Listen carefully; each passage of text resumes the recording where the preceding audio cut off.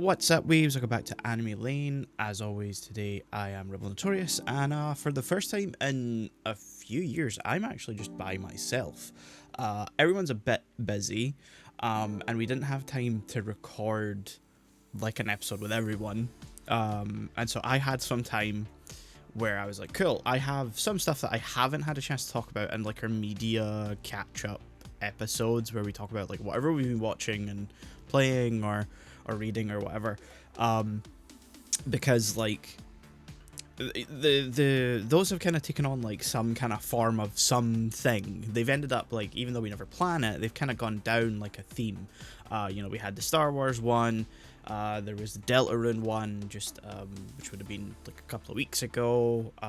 Then there was like the big Muppets one. So there's a lot of stuff, that we've ended up kind of focusing as we've kind of started, and not really set out originally to focus on anything, which means there's some stuff that I was like, cool, I do have enough that I could kind of probably waffle on about on my own, and get an episode out of. So I'm just gonna kind of go through, because I haven't like compared to last year where kind of most episodes are every couple of months, I'd bring up whatever I had been reading at that point in time. And it was at that time, I think I was mainly just working through like the Sarah J Maas books.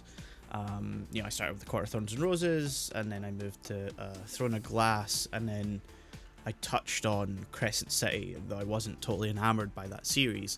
And then after that, I don't think I really got to. I don't think I really brought up much. I think I maybe mentioned in passing that I had reread the Hunger Games books and caught up on them, because I hadn't read Ballad of Songbirds and Snakes and Sunrise on the Reaping. I know I mentioned Altered Carbon and like our, like, I think we did like a New Year thing where we kind of went over like our top stuff of the year, and I'm pretty sure I brought up Altered Carbon there, and I think I maybe mentioned Dracula at that point. But I haven't really done much this year in regards to what I've been reading. So I thought, cool, that's I have some time, so I'll just waffle on about whatever I've been reading, and hopefully that's of interest to some of the listeners at home. So I kind of started out the year pretty strong. Near the end of last year, as I was wrapping up kind of reading, mammoths. Well, no, they're not massive series, but it's series where I had caught up on A Court of Thorns and Roses. I had caught up on. I had finished a Throne of Glass, and I had caught up on Crescent City, though I might just call it there where it is, no matter what happens with that series going forward. And so I was kind of like, okay, I don't really know where to go from here. So I bounced around a bunch of different books, and I did end up reading The Hunger Games, but a book that kind of kept cropping up in my mind as something that I should read was The Count of Monte Cristo. Around it was on Halloween, actually. Overly Sarcastic Productions posted their video of it, and after I had finished reading Dracula, Shaun sent me that video, and so I watched through it, and then I saw that they had uploaded the Count of Monte Cristo video, and so I watched that, and I was like, this sounds like a fantastic book. I absolutely need to read it. And then I got it for Christmas, and so I sat down and started reading it on Christmas Day, and then it took me the best part of a month to finish it. It's an absolutely gargantuan book. It's a huge undertaking. If you listen to the audiobook, it's, I believe, about 43-ish hours, give or take. The copy I had was some 870 pages, though there's various different editions. There's two distinct translations on the market. And so the page count's going to vary. I believe the Penguin Classics version that uses like a more updated translation than what I read is like nearly 1,300 pages, and that's still, when I looked at it in a bookshop not long ago, still an incredible text density to the page. And I thought that the version I had insane text density, and I thought it would have been spread a bit better across some 500 extra pages of a book, but that's besides the point. It is a fantastic book. It's I wasn't sure if it would live up to the hype, because it is sort of held up as a really great book about revenge and adventure and stuff like that. And so, I was like, I don't know if it'll live up to it, but it did. I was thoroughly engrossed in it almost from the word go. There are parts, it's a book, a style of book that you don't get too much of anymore. In fact, I can't think off the top of my head of any that I know of currently in the modern vein of this, because we have novels now, whereas The Count of Monte Cristo is not a novel. It's a serialized story, or it was a serialized story back in the 1800s when it was first being published. And so what you have is, like, a chapter would come out in a newspaper, I believe it was, every however long, and Alexandre Dumas was insane, because he was not only writing The Count of Monte Cristo at that point in time, but also, I believe, The Three Musketeers. Well, not necessarily The Three Musketeers, but like the D'Artagnan romances were in publication at that point in time, and they would be collected over several different books. And in English, it's, a whole clusterfuck of things, because you got, Three Musketeers, Man in Iron Mask, and also 20 Years After, and all these different books that kind of encompass different sections of the D'Artagnan romances. And I'm not entirely sure if there is a complete, pick up and go, start to finish translation of the D'Artagnan romances, quite like there is the, various different versions of the Count of Monte Cristo readily available. So it leads to a very interesting pacing, is the kind of point I'm trying to make here, because you get, not just distinct arcs of the book, because there is very different sections that kind of lead on from the serialization. So you have, the first arc, which is Edmund's arrest, obviously, setting up his character, his relationship with Mercedes, they're about to get married, and then his arrest and subsequent imprisonment in Chateau d'If, and his whole time there with Abbe Faria, and then escape. And then that kind of, it doesn't end immediately there, there's still some story afterwards, but that's the encompassment of the original story arc. And then it jumps 10 years, I believe it is, and we follow very briefly a new character, and that encompasses like a whole story arc in and of itself. And then we bounce from that character, who we follow from the island of Monte Cristo, where he encounters one of Edmund's many guises, the Sinbad the Sailor. He then encounters him in Italy as the Count, and then, once that story arc ends, we bounce into France, or we're kind of at first following oh my god, I'm forgetting his name. Not France. That is the character we're following in Italy. Oh god. Albert. Sorry. I don't know why I blanked on that name for a second there. Albert, who is the son of Mercedes and one of Edmund's revengees, one of the people he's taken revenge upon. And so we're kind of following Albert for a short time as it sets up the Count arriving in Paris. And then it spends a lot of time. That's when, you kind of have the entire rest of the book takes place. And there's some pacing thing that you're gonna either stick with, or you're gonna leave the book at this point in time, I believe, if you're reading it, because then that's really when you have to stick with all of the setup for all of the threads and revenge, and how all of these people are gonna answer for their crimes, and so you kind of have to sit with that for a while, kind of reading all of this high society Parisian stuff going on that you're kind of not entirely sure is critical. You're kind of wondering how relevant some of this is. Some of it you're reading various different characters that some of whom you've not really got a lot of time to know at this point in time, just sort of gossip about the Count, gossip about Heidi, I forget how you pronounce her name, who is the Count's.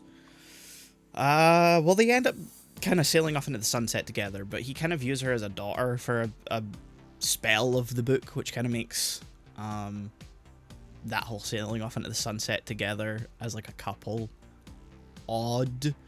But yeah, no, the pacing can be very odd because of that sort of serialized nature, and there's clearly distinct arcs that wouldn't really work as individual books, but they certainly don't always necessarily feel like they make a cohesive whole, even though once you get to the end and you kind of see all of the various plots executed, the truth revealed, and all this sort of stuff, it's very rewarding. It's one of those experiences where you hit a very, you know, there's a certain point you hit. For me, it was it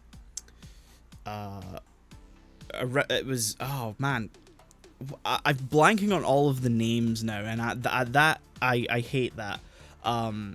It's the person that Maximilian is crushing on in that book. Maximilian, the Count of Monte Cristo. Hold on, I'm just gonna quickly look up the characters' names.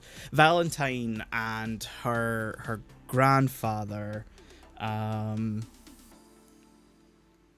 man, I hate that I'm blanking on these names, so bear with me, dear listener, as I find out, as I refresh myself of these names. I probably should have just had like a list of characters open at the outset of recording this. Noirtier. It's sort of around the time that you kind of realize this is the one thing in the Count's very elaborate plan that he hasn't accounted for. The relationship between Valentine and Noirtier, but also Valentine and Maximilian's relationship, and how in love with each other they are, and how caring Noirtier is of her, and would do the things that he would do to like help her. And that was very much when I was like, oh, okay, this is where everything's really starting to come together.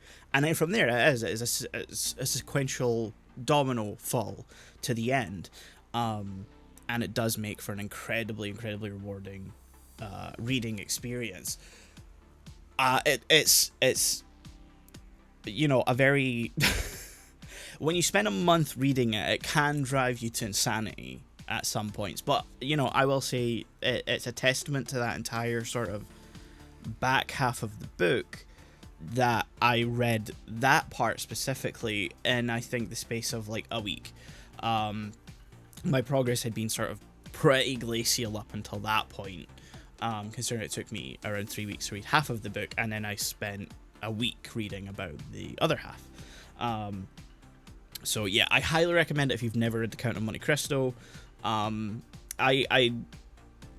haven't read the Penguin's Classic translation myself. I hear that's the best one, with some slight updates and slightly more accurate things to certain character arcs due to the time that the original translation that I read was written, because it kind of downplayed some more...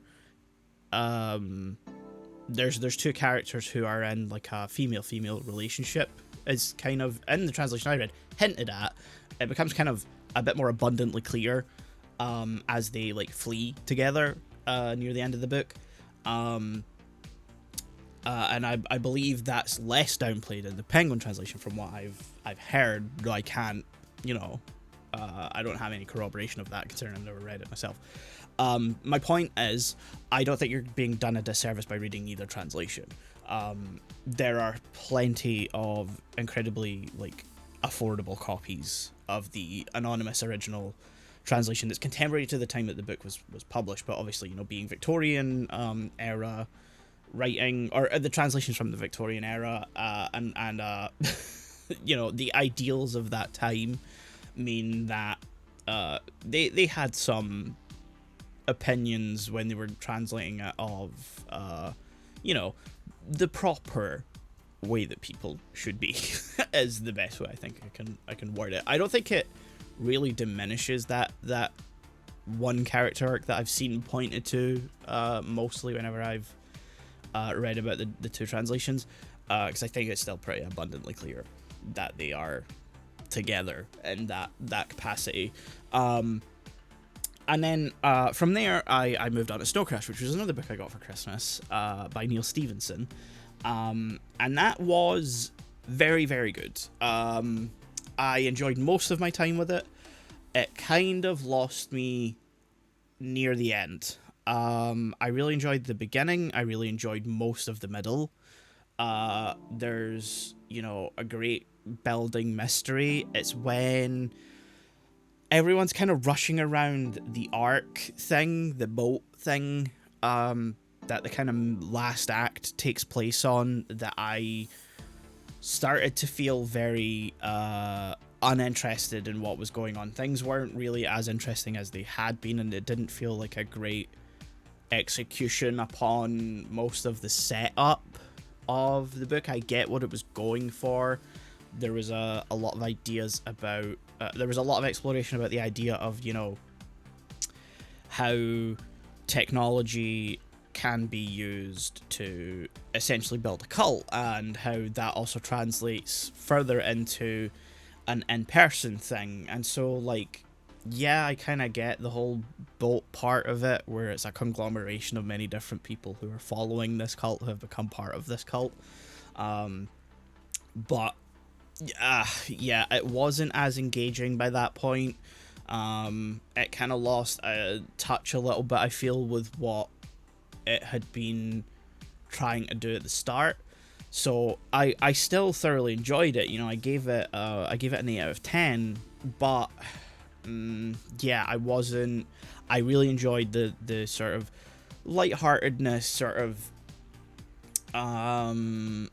not parodying, but sort of satirical take on the kind of cyberpunkish future.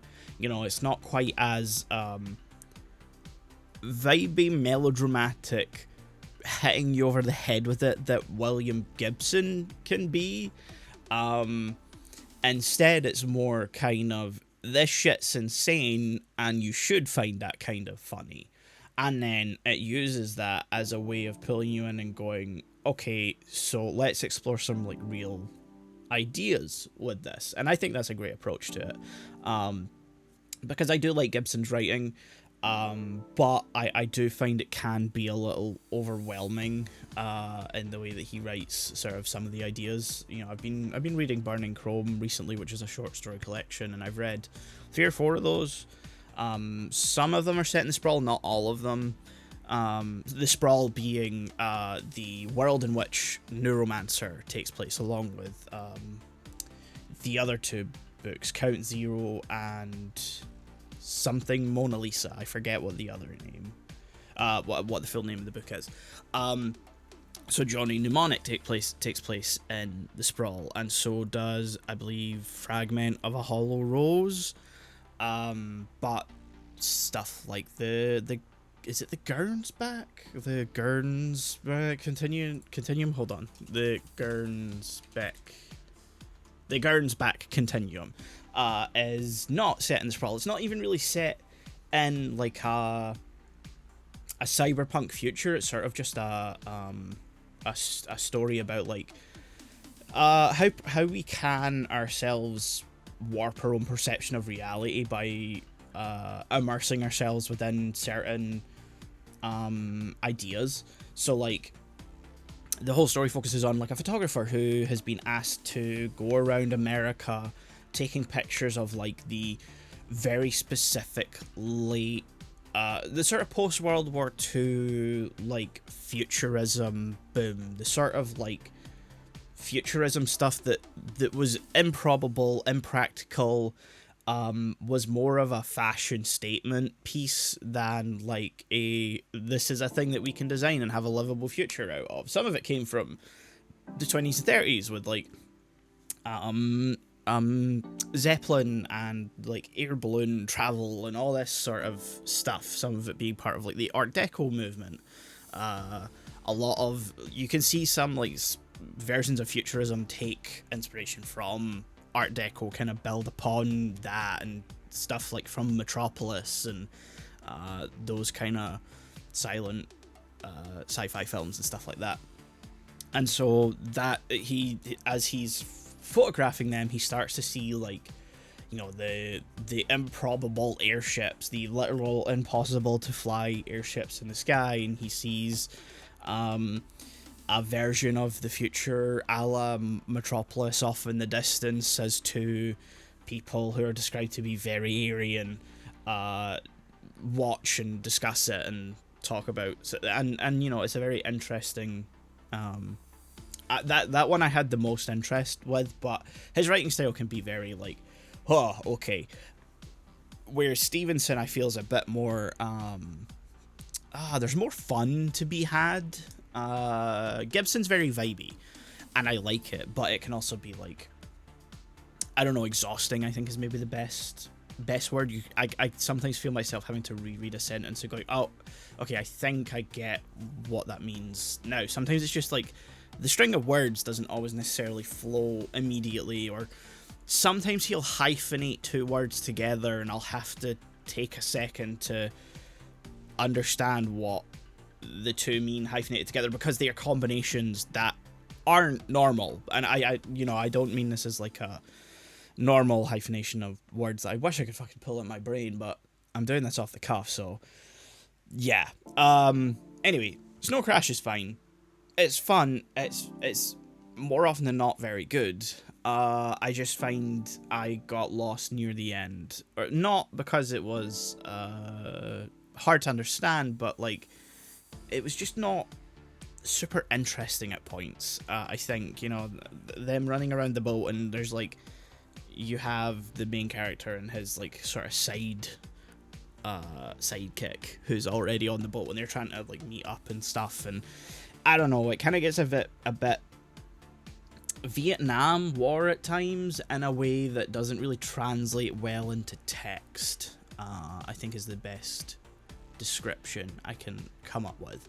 From there, you know, I moved on to a Halo book, Halo the video game series, called Edge of Dawn. And I don't really have too much to say about this. It's essentially an adaptation of like an unreleased DLC for Halo Infinite. It takes place after the end of that game, after the sort of plot twist reveal thing that we get right at the very end of that book, that game, sorry, where like you've been missing for like 3 days or whatever. But also because it kind of felt like a DLC, like a story DLC that was meant to sort of not even really bridge the gap into the next game, but just sort of have you do something before the next game came out, a thing to release in the interim while the next game was being worked on. It doesn't do much. It's an enjoyable book. It's a thoroughly, you know, fun time if you like Halo, but it ultimately doesn't really move anything along, and kind of has to fight to stay as stagnant as possible. So it's sort of in a rock and a hard place, because ultimately I don't think they really wanted to tell anything overly critical in a book that most people aren't necessarily going to read before like the next Halo game comes out. Who knows, because who knows what's going on with Halo right now, with Microsoft being Microsoft and doing the things that they're doing right now, and all the old fucking campaign involved bullshit. So yeah, you know, it's a fine time. It's a rather light read. It's not super long. It's a very brisk read. And after those two kind of heavier books, I really appreciated that lightness of it. So after that, I immediately embarked upon another series, another heavy series, called The Poppy War. This is by an author called R.F. Kuang. R.F. Kuang. I'm not sure how you pronounce or where you stress the last name. I do apologize about that, and I am going to need to take a drink here in case you're wondering. Doing these on your own doesn't mean that you get an opportunity to subtly take a drink when other people are talking, and I forgot about that. So yes, I read The Poppy War, which is the first book in the trilogy. You have The Poppy War, you have The Dragon Republic, and then The Burning God, or The Burning Gods? I don't know. We'll get there. Don't worry about it. So reading The Poppy War, it was really interesting because I've never seen the angle before of like Chinese history and mythology inspired series, and the sort of renaissance of reading that I've been going through, actually properly getting back into reading books and stuff. So I heard about this and I was like, oh, that's fascinating, because things inspired by history, things inspired by different regions of the world, that is all really, really interesting. And when I started the book, it is very fascinating. It makes for an interesting foundation, and it has like a very sort of building, not necessarily creeping, but like there's that thing of maybe there's magic, maybe there's some supernatural element at play here, and it comes to full fruition in the last like quarter of the book, maybe the back half. And it's where my issues started to arise, and I should have probably have listened to my gut at that point in time. I did really like the first book. I thought the character arc was very interesting. The main character of Rin, she has this very bright-eyed, I'm going to the big city to get into the prestigious academy. I'm from a rundown backwater, disconnected village that no one thinks anything of, and I'm gonna go to the university. I'm gonna prove that I can be like those rich bastards. And it very quickly gets a reality check when she gets to the academy, university, that place, where the societal gulf comes into play, where those people still don't respect her, even though she made it to the academy. They look down on her. They have a very low opinion of where she's from, and that colors how they look at her and her abilities and what she can achieve. They, for all intents and purposes, see her as the diversity enrollment, I think is the best way to put it. And so she's kind of ends up cast out of some of her classes, or one of them. I'm going back months now, so apologies about the finer details. And is taken on by like a teacher that everyone kind of sees as the old cook. They're not all there. They're a bit weird. And he kind of teaches her of the some of the supernatural elements, though he's kind of more about like, I'm teaching you. She displays that she has some kind of power to her, and so he is like, okay, I'm going to teach you to keep this in check so that you never have to tap into it, never have to actually use it. And then war breaks out, and it comes to the academy, and they have to fight for their lives. And this teacher sort of sacrifices himself so that the army retreats, and the students have time to escape and all this sort of stuff. And from there, Rin spends her time trying to tame the power, to actually learn how to control it and unleash it for the purpose of the war. And it's a very, she's gone from the bright-eyed, bushy-tailed character who has her whole life ahead of her. She has the ambition to do whatever she wants to. Here's the grim reality of war. People are gonna die.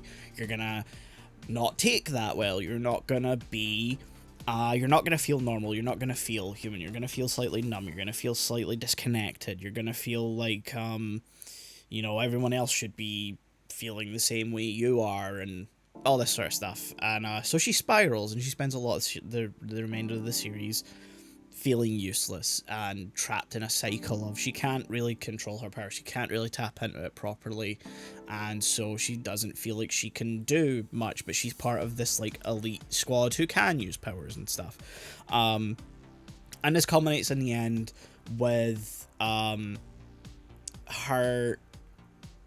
new mentor figure, who is like a more war robust character, who wants her to tap into the power and use it for destruction and all this sort of stuff. He like sacrifices himself for her to like properly learn how to use her powers, and what she does with that is like the enemy state in this, I should clarify, is like stand-in for Japan. They are called Mugen. They are the island of Mugen, and in her rage and grief and sorrow and all that sort of stuff, she wills it that the entire island is razed to the ground in a sea of fire, in a massive firestorm. Anyone who knows their history, especially World War II history, kind of knows what this is referring to. And so, that's a very interesting place to end the book. And I think it sets up a very interesting point for the character to be in going into the next book. You've broken your main character. Now, the idea being in my head that the next book would be rebuilding. The start's maybe gonna be a bit rough as they mope around and get stuck in a sort of cycle, but eventually they will break out of it and rebuild themselves, become a more competent and better person who has desires and motives for why they need to fight this war now. And I read halfway through the Dragon Republic, and so far it's my only DNF of the year because I just simply couldn't stand the spinning wheels that were happening. The plot did not move forward very far at all. Nothing of note had really happened. It was a lot of conflict, a lot of battles, but nothing substantial actually happening. Rin really just sat in a loop the entire time, being the same person she was at the end of the first book, being someone who didn't think they had it in them to control the power, to be a good soldier, to be a good warrior, to be a capable person in real life. So yeah, I kind of got fed up with that. I wasn't making great progress with it. It took me a while to get to the midpoint, and I got to the midpoint and something happened that kind of made me really roll my eyes, and I was like, okay, maybe I just need to power through this part, and I read a couple of chapters past that and was like, no, I can't. It's gonna wreck my desire to keep reading other stuff if I try and power through another book and a half of this, even if it potentially sees improvement from here, which I didn't see it happening. There simply wasn't anything happening. So I was like, okay, I need to move on. So I DNF'd it, and I was pretty disappointed. I don't think it's gonna stop me from reading any other of Kwang's work. I definitely, there are other books that she's written that I want to check out. I have sitting beside me Catabasis, her most recent book, and I also have Babel too somewhere, I believe. So at some point I will read those. Probably not soon. I still sort of am feeling the effect of the Poppy War books that I read. So yeah, I was like, okay, I'm gonna read something wholly different, and I picked up a classic with Frankenstein, and that is a very good book. I read it sort of just on a whim, really, and I really enjoyed it. It's a very there's not much to say actually about Frankenstein. I think everything that can be said about Frankenstein has been said. You know, it is a like 200-year-old book, and it's a cornerstone of horror. It spawned a whole set of movies in the 60s, 70s with the Hammer movies. Um, it's a book that gets readapted every sort of 10-ish, 15-ish years.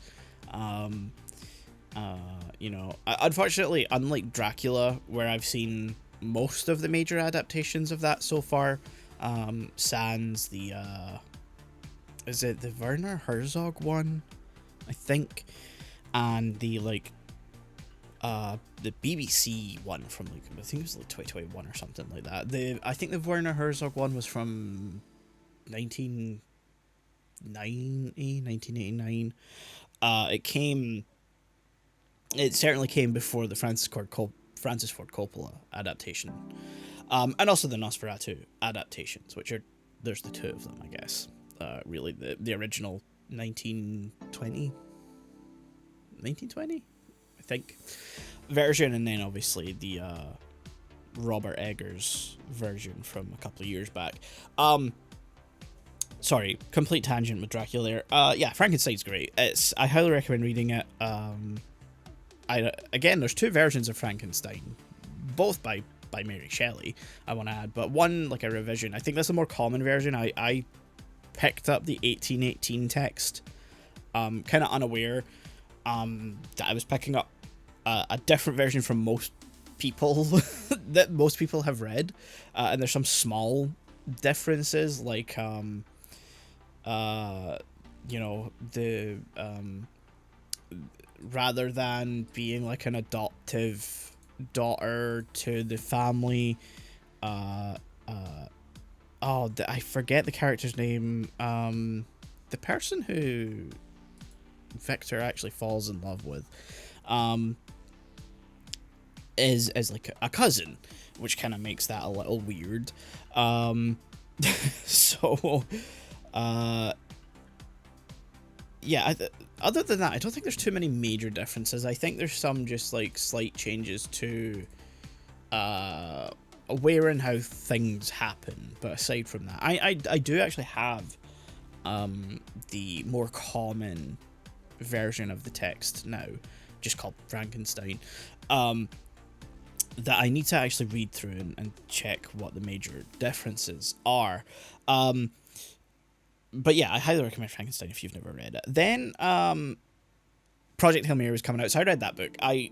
If you've seen the movie and you really like it, I highly recommend the book, and I highly recommend the audiobook specifically. I think there's something about Weir's books that really work in audio form. However, if you're going to listen to The Martian, do not listen to the more recent release that has Will Wheaton narrating it. I have nothing against Will Wheaton. I have listened to his narration of Ready Player One more times than I'm willing to admit, because I think it's a very fun book, even though it's not very good. So I have the original version of The Martian that I read way back in 2014 or 15, with, I can't remember who narrated that version, and I thought that was really great. And somehow I've ended up, I don't remember buying it, I just found it in my Audible library, and sometime after I listened to Project Hail Mary, and I was like, oh, okay, I guess I'll check this version out, when I seen it had Will Wheaton listed, and I was like, maybe he'll be able to bring some zing to it, some lighter comedic aspect to it, and no, I simply did not enjoy that. But no, I highly recommend listening to Andy Weir's books in audiobook format, especially Project Hail Mary, as narrated by, if I can find it, it should be listed somewhere here, Ray Porter. He does an incredible job of narrating Project Hail Mary. It's a very, very fun read, and there's a lot of stuff that just didn't make it into the movie that's also highly entertaining as like a, why would you do that? Like the whole, there was a whole thing when the movie came out on like social media of like, release the nuking Antarctica cut, because yeah, they cut a whole subplot where they like nuked Antarctica to melt the ice caps and lower the the temperature of the Earth, or no, sorry, raise the temperature of the Earth, because obviously the sun's going out and the temperature's dropping. I also think the characterization of Grace is slightly better in the book, or more like they're two different things. I really like the movie, and I really like Ryan Gosling's portrayal of Grace in the movie, but the book there's a bit more, like, there's a whole confrontation with Strat when he finds out he's got to go on the Hail Mary, and it's played, I think, far better in the book than in the movie. I think the movie, my main issues with the movie kind of come down to the Lord and Millerism of it all, and how very often it'll never sit in a moment and will undercut itself with humor, and I think that's sort of the problem with the confrontation with Strat in the movie. But no, highly recommend that. I also tried to revisit a series called United States of Japan, written by Peter Tarias, and I thought the first book kind of mostly held up. I read these way back when they all came out. I found United States of Japan just like a couple of weeks or a couple of days, I think, after it originally came out.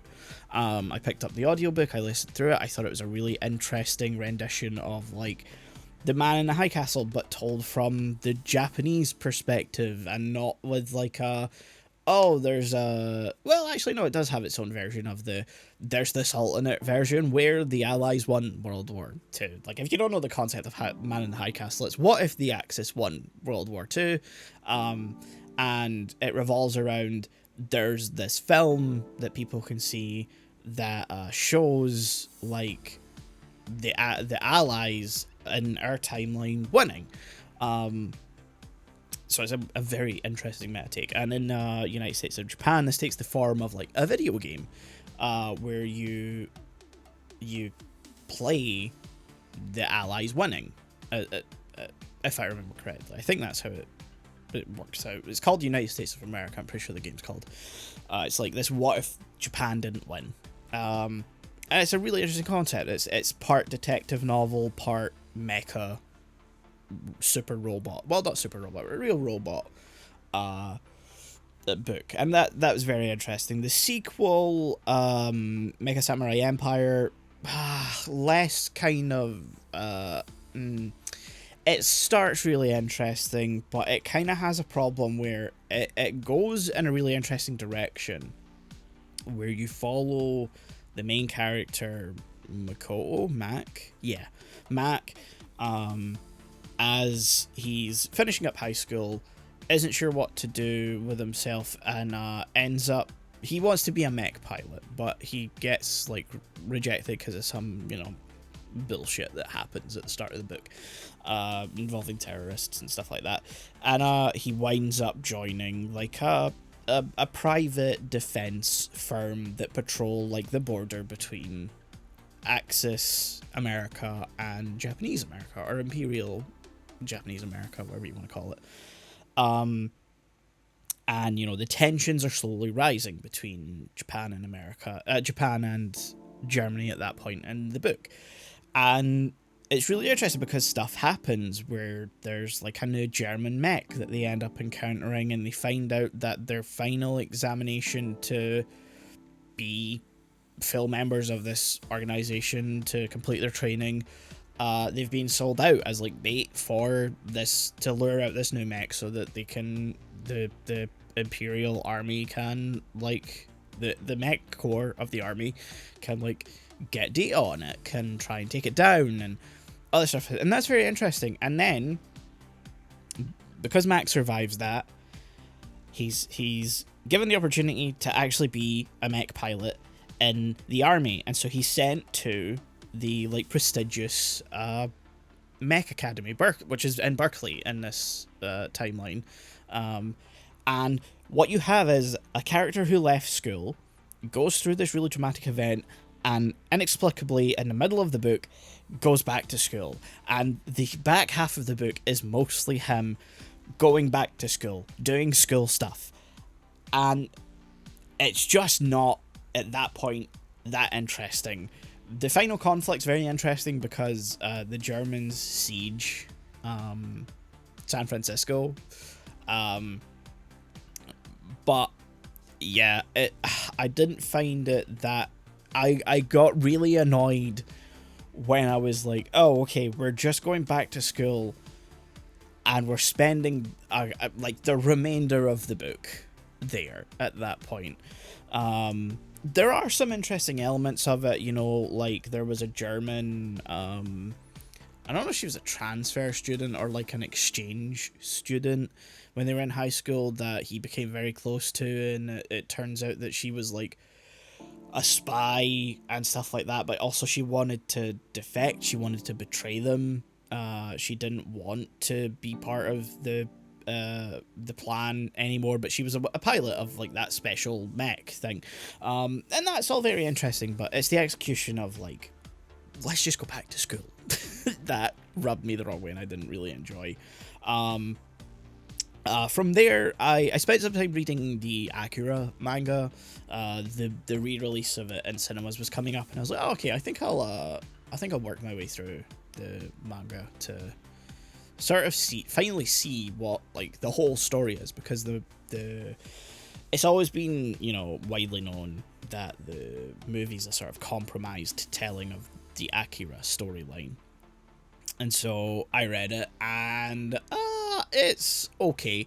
I think there's strong elements of it. You kind of, if you've seen the movie, you kind of have to get through the first volume knowing it's a lot of it's very parallelic to the movie, with some events swapped out, some things not happening, and obviously not with the massive insane conflict with at the end.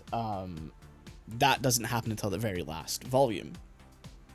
It's the second and third volumes that are the most interesting, I think, where you kind of have this very like it's ramping up a pace, and it's going through like, you think it's going to culminate at the same point as the movie, and then, you know, Akira is actually alive. He's actually, you know, he's not dissected into like these little sections of himself like he is in the movie. He's a present character that's there for the rest of the series after that point. I think it's at the end of the second volume that they open the container and bring him out. And in the third volume is this like mad chase of all the different like people trying to get to him, and it culminates in like a second like explosion that we see at the beginning of the manga and in the movie, and it kind of culminates in like that happening again to Tokyo, and that's fascinating because it goes from this very incredibly fast-paced thing to this happens, and then the rest of the volume is just kind of in silence. And then the last three volumes are kind of like, they take place in the aftermath of this in like a post-apocalyptic kind of world, and I just didn't find it that interesting. And so when it came to the conclusion, I felt like the character arcs weren't necessarily as strong. It was just kind of dragging out the Tetsuo character arc for most of the like last three volumes. So I think the movie does some stuff better with the characters, but you know, the movie has a compromised version of it, but the manga is also not like a super underrated masterpiece either, I don't think. So yeah, I do recommend giving it a read. I do think Katsuhiro Otomo's art is really great, and I do think he has a great sense of writing manga. But yeah, I was a little disappointed. I was a little underwhelmed, I think is the best way to put it. But no, I do recommend reading it if you'd ever seen it.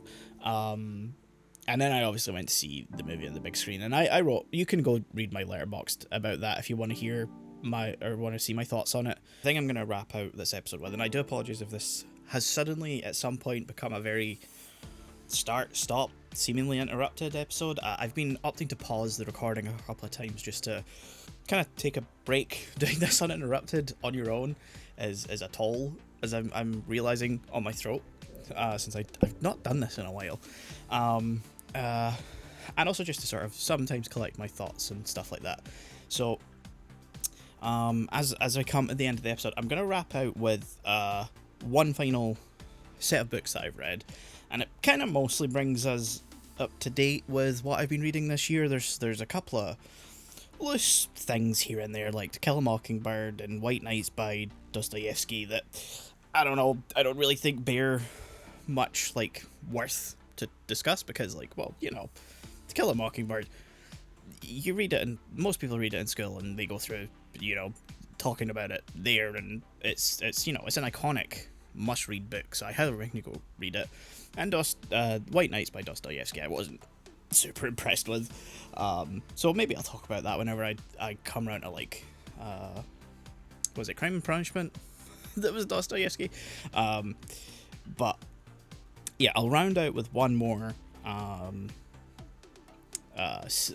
series that I've read, in the form of the Empyrean series. Now, if you're not familiar, this is currently a 3-book series with at least 2 more planned, though there is like a side story book up for pre-order that's coming out this year that's not book 4, as the pre-order listing is making abundantly clear. That currently consists of Fourth Wing, Iron Flame, and Onyx Storm. And so this is one of those romantasy series in the vein of, you know, Court of Thorns and Roses, Throne of Glass, Crescent City, and these are great sort of like trash books. They're not like amazing quality. They are not you know, masterpieces of literature. They are not Dostoevsky's Crime and Punishment or Brother Karamazov or To Kill a Mockingbird even, or Frankenstein or Dracula, or you know, they're not they are books for the soul. You know, you have like soul food, you have comfort movies, you have all these things that are just things that you kind of get to sit in and enjoy, and you feel some sort of rejuvenation and comfort from watching them. They feed your soul. You know, that's where the term soul food comes from. And that's kind of how I view, like, the romantasy stuff that I enjoy. It's stuff that just sort of is for the soul. It's not necessarily great, it's not necessarily good, but it does, it fills nicely a part. And I think having read some kind of stuff that's not been too amazing this year, or having a bit more of a rockier time with certain things, you know, dropping the Poppy War series, and not getting along too well with the end of Snow Crash, and taking so long to read The Count of Monte Cristo, and all this sort of stuff, you know, it kind of it mounts into a point of needing something to just have fun with. You know, I dropped there's a third book in the United States of Japan trilogy by Peter Tarajas that I opted not to read. I was so thoroughly exhausted with Mecha Samurai Empire that I didn't I opted not to reread Cyber Shogun Revolution. And I say reread, I listened, like I say, I've listened to all the audiobooks when they came out. But I picked up the actual paperbacks this time and sat and read them, and so that kind of made, I think that's maybe what made Mecha Samurai Empire so kind of challenging as a reading experience, is that I had to actually just sit and absorb the words of going back to school. But anyway, so when I opted not to read Cyber Shogun Revolution, I decided I'll finally pick up Fourth Wing, because at that point in time, when I started reading it in April, it was like a couple of weeks after Onyx Storm had just come out in paperback, which I had sort of kind of been the thing I'd been waiting for. I'd picked up Fourth Wing around when I was picking up the Court of Thorns and Roses books. I was picking them up in like a 2 for £6 or something deal, 2 for £7 or whatever deal, and there were 5 of them, so at some point I needed an extra book to fill up that, and so I picked up Fourth Wing because I was like, oh, this sounds interesting, dragons and all that. And then I picked up Iron Flame round about Christmas, again to like kind of tick a box of getting a deal or something. And then Onyx Storm was coming out, and I was needing something in that vein to sink my teeth into and enjoy. It's, you know, it's being immersed in a world and characters that are fun and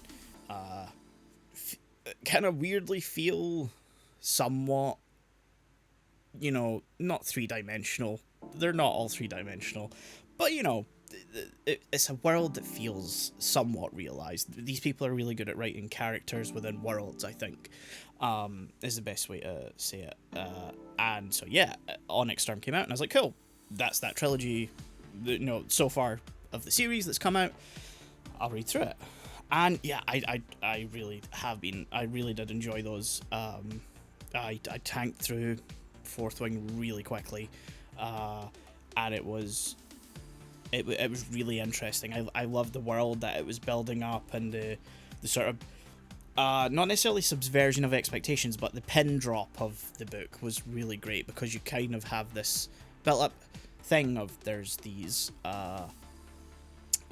fairy tales, folklore things, and then you find out, no, those are actually real, and the government or institution has spent, you know, the best part of how many hundreds of years removing them from actual history, removing them from the living memory, so that people don't know that this is the real threat that they're facing, that they are within relative safety and only facing the incursions of enemy empires and not a real existential threat. And I thought that's really great. It's a nice flip of everything that had been building up. And so Iron Flame sort of continues that on. But my issue with Iron Flame, even though I do still really enjoy it, is it suffers second book syndrome. And I want to do a larger episode on this that I've been bandying around in my head. I just need to sit down and sort of put together like a little PowerPoint to sort of discuss it. Iron Flame's problem is that it's sort of 2 books in one. You have the first part, which is sort of Empyrean divided, and then the last half is actually Iron Flame, where the first half they like a bunch of people leave the war college that they're all at to live with the rebels, so to speak, and form part of the revolution and stuff like that. And then halfway through the book, a big event happens, and they go back and they have to save the war college, and they have to do all this sort of stuff, and then they end up working with the war college for like the rest of the book, and that sort of, they all kind of come together by the end, and yeah, there's still tensions and stuff, but they kind of have to work together despite their differences, type thing. And it's kind of interesting, but I kind of would have preferred the breaking away to be like a permanent thing, because, you know, I'm not a fan of following education through its entire like span. So the Harry Potter books kind of do this. Each book takes up a year, and what I was worried about with Fourth Wing at the beginning is that, oh, okay, when I go into Iron Flame, is the second book just going to be their second year at this college, and then the third book is going to be their third year, and then that ends with them graduating, because I think they do 3 years at this college, or is it 4? I'm sure it's 3. And I was like, I kind of don't want to see that whole educational cycle. I kind of do want that to be upended, and they're taken into a conflict or a war, and they're, from that point, you know, they've got the basics, but they're having to learn the finer points and the